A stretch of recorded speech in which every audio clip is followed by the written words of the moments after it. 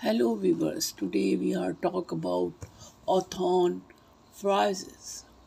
Othon Friesz, 1879 to 1949, was a permanent French painter, often associated with Fauvism.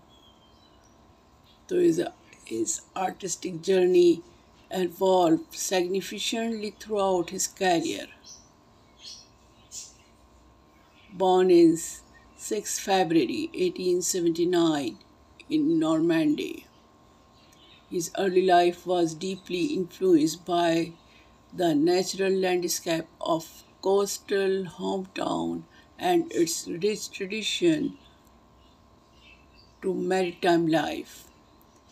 His density approach to art would later blend these early influences with his dynamic exploration of color and form, establishing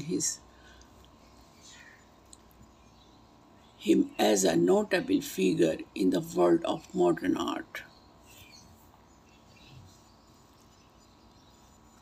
Friesz was raised in a family with a deep connection to the sea, which exposed him to the vivid color and changing atmosphere of Normandy. His family, recognizing his talent for drawing at an early age, encouraged him to pursue art. In 1895, Friesz moved to Paris to study at the prestigious École des Beaux-Arts, where he was taught by Leon Bonnat, a conservative academic painter. At the École des Beaux-Arts, Friesz befriended fellow student and future Fauvism painter, including Henri Matisse, George Rolt, and Albert Marguerite. His period was circle in his artistic development, as in introduced him to avant-garde ideas and allowed him to hone his technical skill. In the early 1900s, Othon Friesz became closely associated with the Fauvism movement, which rejected the somber, naturalistic plate of the academic tradition in favor of bright, bold colors and spontaneous brushwork. The Fauvists, including Matisse and Henri Derain, sought to express emotional intensity through vibrant, unblended color and simplified forms. Friesz's friendship with fellow Normandy artist Raoul Dufay also played a circle role in shaping his early Fauvist work. Friesz's work during his period reflected the key characteristic of Fauvism. He used bright, unmixed colors and loose, expressive brushwork to convey the vitality of the scenes he depicted. His Fauvist landscapes, such as La Havre 1906, are marked by a vivid, almost violent use of color that capture the angry of natural in an immediate, visceral way, while Friesz was not as radical in his approach as Matisse or Derain. His Fauvist period was instrumental in establishing his reputation as a major player in the avant-garde art scenes of the early 20th century.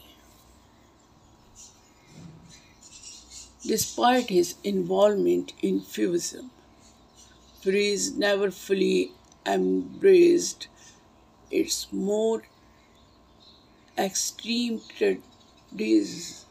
Around 1908, he began to distance himself from the movement, seeking a return to more structured classical forms. He was uncomfortable with what he saw at the formlessness of pure favorite expression, preferring instead to emphasize volume and composition in his work. This change in direction was partly influenced by his admiration for the old masters, particularly Nicolas Poussin and Paul Cézanne, whose disciplined approach to form resonated with Friesz's growing sense of order in his composition.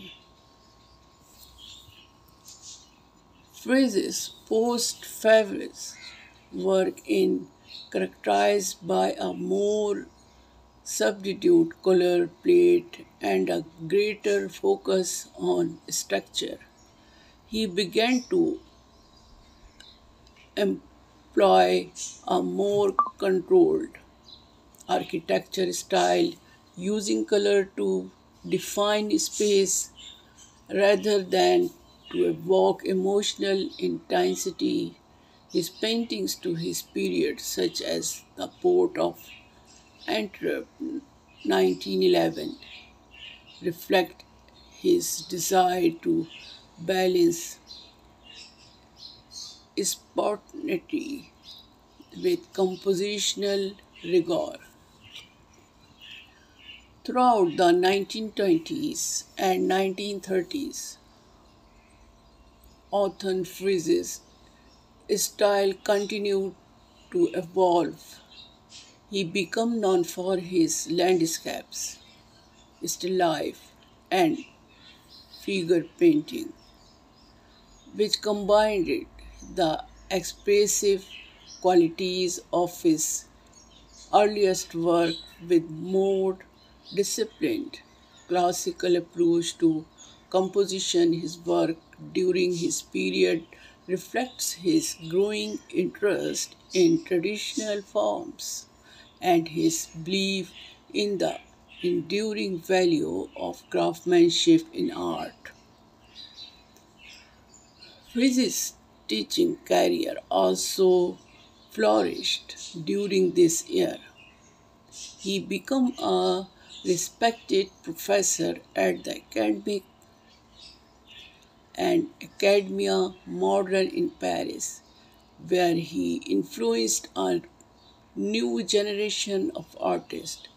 His emphasis on discipline, structure, and a return to classical value in art had a lasting impact on his students and the broader art world. Othon Friesz died in Paris on 10 January 1949, leaving behind a rich and diverse body of work. While he is